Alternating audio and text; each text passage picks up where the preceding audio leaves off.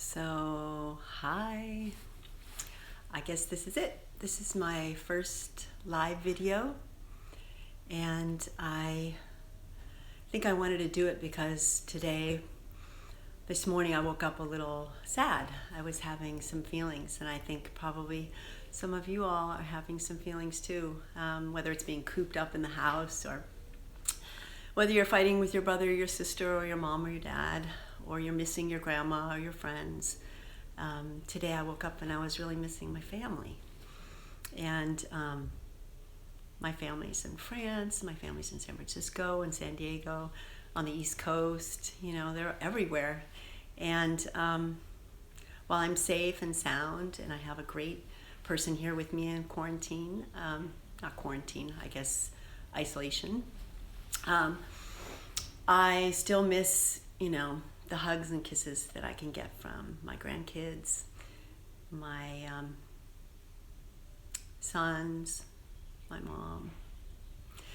So, and I just want to let you know, if you're having any of those feelings, that's totally normal, and it's good to know that, we're human beings full of feelings. And so I decided to read today this story, The Giving Tree, because it's about love and it's about connection and it's about giving. And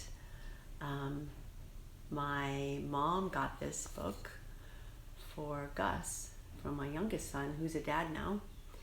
And as always, these stories are dedicated to my grandchildren, my grandsons, Calvin and Rome, and my niece and nephew, Easton and Raylan, and my nieces, Neela and Kaya. They're in Atlanta.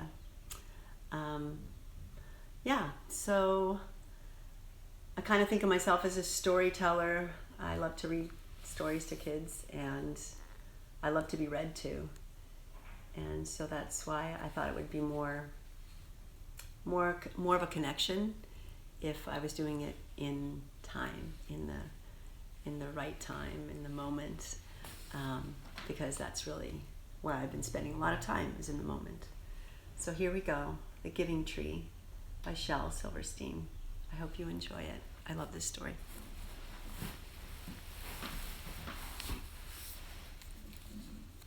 So, The Giving Tree. I have to move my seat. There, that's better. The Giving Tree by Shel Silverstein. Oh, and I wanted to say a special hi to Blue. So that's an inscription to Gus Edward Forrestal from my mom, Mimi.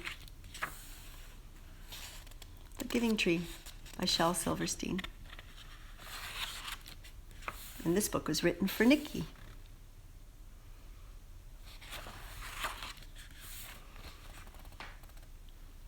Once, there was a tree.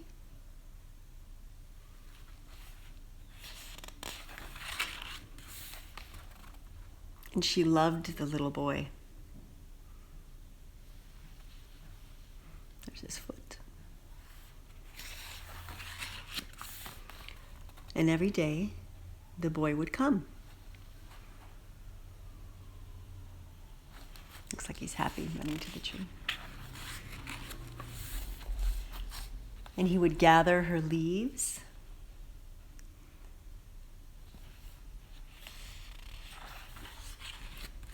and then make them into crowns and play king of the forest.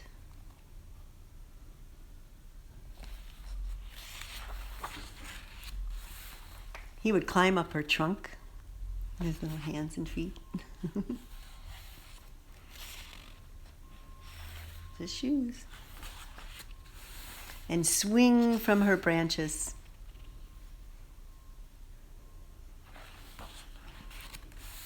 And eat apples. Just throw the cores down. And they would play hide and go seek.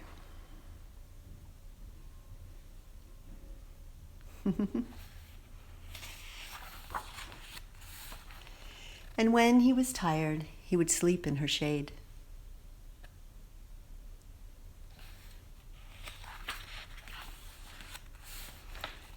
And the boy loved the tree.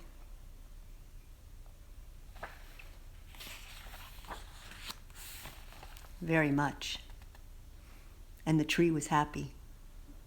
I'm not so cool about digging your name in a tree, but this says me and T.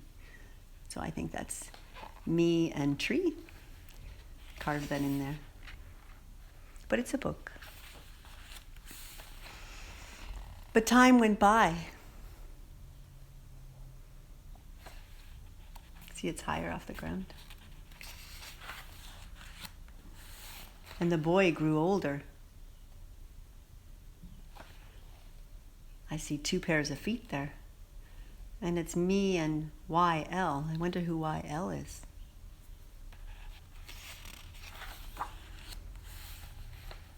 And the tree was often alone. Oh, poor tree.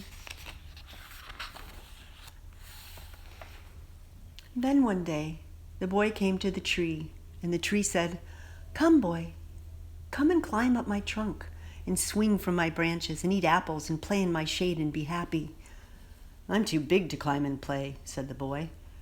"I want to buy things and have fun. I want some money. Can you give me some money?" "I'm sorry," said the tree, "but I have no money. I only have leaves and apples. Take my apples, boy, and sell them in the city. Then you will have money and you will be happy."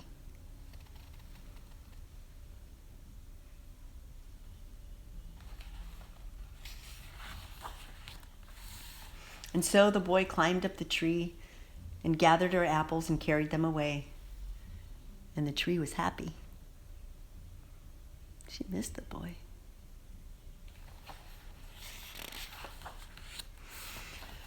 But the boy stayed away a long time, and the tree was sad. And then one day the boy came back, and the tree shook with joy, and she said, "Come, boy, climb up my trunk and swing from my branches and be happy." "Oh, I'm too busy to climb trees," said the boy. "I want a house to keep me warm," he said. "I want a wife and I want children, and so I need a house. Can you give me a house?" "I have no house," said the tree. "The forest is my house. But you may cut off my branches and build a house, and then you will be happy." See, he's older. Can you see him? He's older.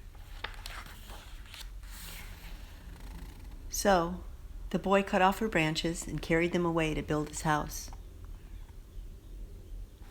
Took a lot of branches. She's got no more branches. And the tree was happy.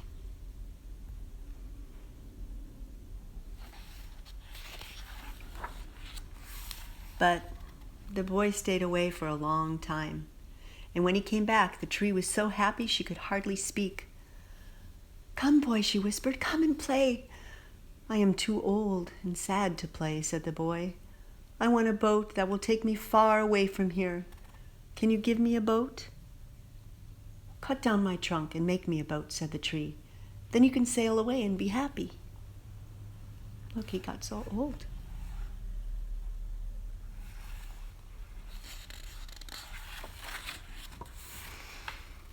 So the boy cut down her trunk and made a boat and sailed away.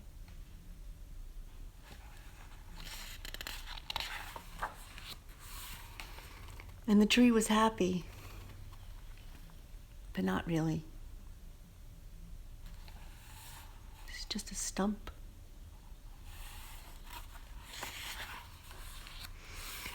After a long time, the boy came back again.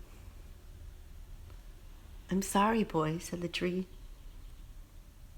"but I have nothing left to give you. My apples are gone." "Oh, my teeth are too weak for apples," said the boy. "My branches are gone," said the tree. "You cannot swing on them." "I'm too old to swing on branches," said the boy. "My trunk is gone," said the tree. "You cannot climb." "I'm too tired to climb," said the boy. "I'm sorry," sighed the tree. "I wish I could give you something, but I have nothing left. I'm just an old stump."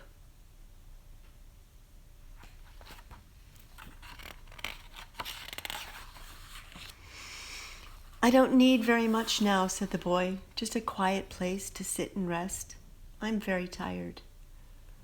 "Well," said the tree, straightening herself up as much as she could, "well, an old stump is good for sitting and resting. Come, boy, sit down. Sit down and rest." And the boy did.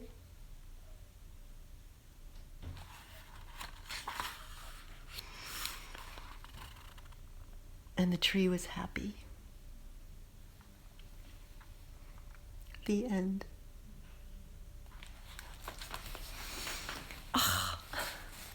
So I think that book always makes me cry. Kind of reminds me of unconditional love and parenting. And I think it was a perfect excuse for me to cry, because I need to cry and start my day fresh. I hope you enjoyed that book. I'm scrounging for books here because I don't really have very many books. I think I'm gonna maybe ask people if they can set some outside. I might drive around and pick some up. But I really enjoy reading to you. It makes my day. There's Shell right there.